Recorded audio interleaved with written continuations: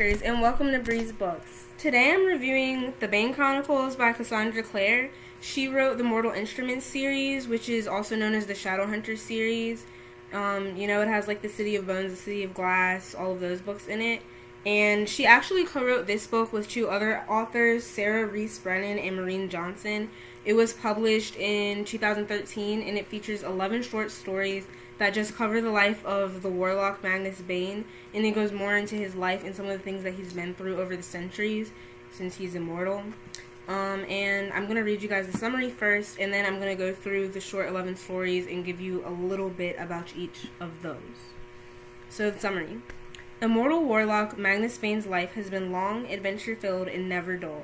Though snippets of his past have been hinted at in the Mortal Instruments and the Infernal Devices, those are the two other series that Cassandra Clare wrote, here his deepest secrets are revealed. His involvement in the French Revolution, his witness to the speakeasies and sleeves of prohibition, and his place in the battle between Valentine and the New York Institute, the first time around. But snuggling Marie Antoinette out of France is nothing compared to his befriending vampires like Camille Belcourt or his first date with Alec Lightwood. The 11 stories in this collection fill in many a delightful gap in Magnus Bane's colorful history. Shadowhunter fans won't want to miss a single delicious detail. So that's the summary, and as you can see, the book goes through several different time periods because it talks about the French Revolution, Prohibition, speakeasies, and things like that.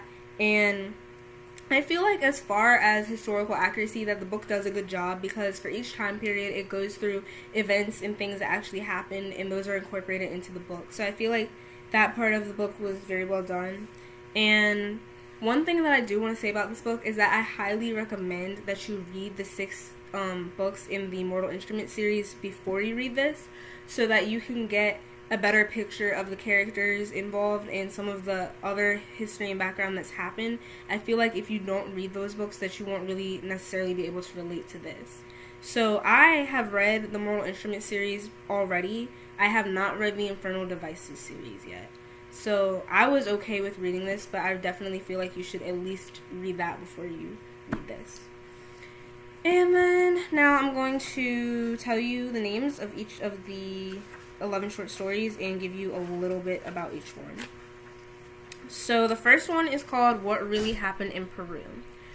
Throughout the Mortal Instruments series, there are several references to Magnus having been kicked out of Peru, but it never tells us why. So the purpose of this short story is to explain to us why he got kicked out of Peru, what happened, and the events leading up to that. I personally did not like this one because I felt that the ending was just terrible. It was a cliffhanger. It was a disappointment. It did not answer my question, and I felt that I read that and kind of wasted my time just to end up with a bad end result. But it takes place in Peru in 1791, 1885, 1890, and 1962. And the characters in it, the main characters are Magnus, Katarina Loss, which is another warlock, and Ragnar Fell, which is also another warlock. And they're just in Peru. In this particular one, it has Magnus. He's kind of like in love with somebody, and it goes through like the different things that he did to get kicked out of Peru. Then the second short story is The Runaway Queen, and this is the one that has Marie Antoinette in it. And that one takes place in Paris in 1971 during the French Revolution, when he's called to help the queen and the royal family escape. And this one doesn't really feature too much love or romance, like a little bit, but really not that much. The third one is called Vampires, Scones, and Edmund Arundel. This is where he meets Camille Belcourt. It takes place in London, 1857.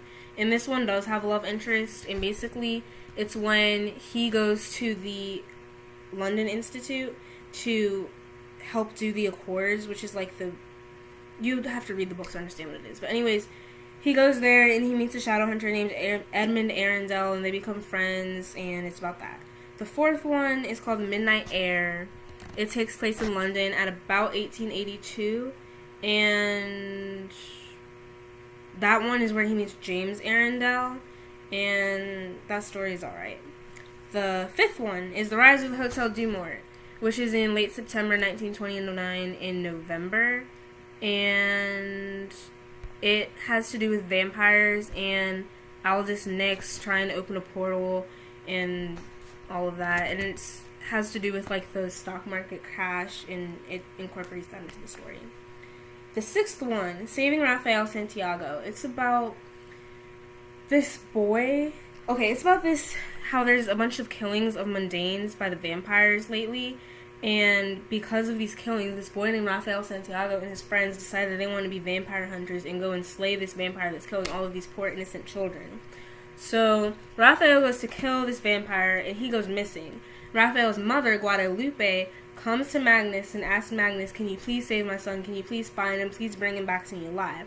So Magnus goes and tries to find Rafael, and Rafael is turned into a vampire. I don't want to give away too much of that, but that happens in 1953 in New York, and it's just mainly about Rafael and Magnus saving Rafael and trying to find him. The next one is the fall of the Hotel du Mort. First it was the rise of the Hotel du Mort. Well, this is the fall of the Hotel du Mort. This is in 1977 in New York, and it starts with Magnus on a plane to New York. And during this time, there's a lot of cocaine and drug use by the humans. And basically, in this one, it's about the vampires and how they turn crazy because they're feeding on all these humans that have cocaine going in their system. And it's about that and all the madness that comes with that.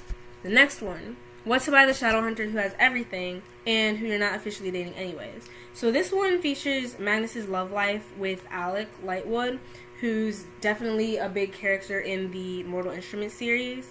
And it just goes over that, and in this short story, it's Alec's birthday. Magnus is trying to find out what to buy for him. It's a really cute story. And the next one, The Last Stand of the New York Institute. This one is in New York, 1989, and it's more modern, and basically a fight between the Circle, which is a group of shadow hunters, and then like the more traditional shadow hunters and some of the downworlders and things like that. And Valentine is in this. So I felt like this one was really good. It had like a lot of fighting and action in it. The next one is called The Course of True Love and First Dates. So this one is in 2007. It's definitely more modern, and this one features Magnus and Alec, their love life, and their first date that they go on. And I feel like this one was really good. I really enjoyed it. It was actually my favorite one in the series. And the last one is The Voicemail of Magnus Bane, and it just features after an incident that happened in the City of Lost Souls. And it actually says that for the time period. It says a few days after the incidents that happened in the City of Lost Souls. And it's just a bunch of voicemails that people leave Magnus Bane trying to contact him, and messages that he gets from different people like Isabel and Alec and Simon and Clary.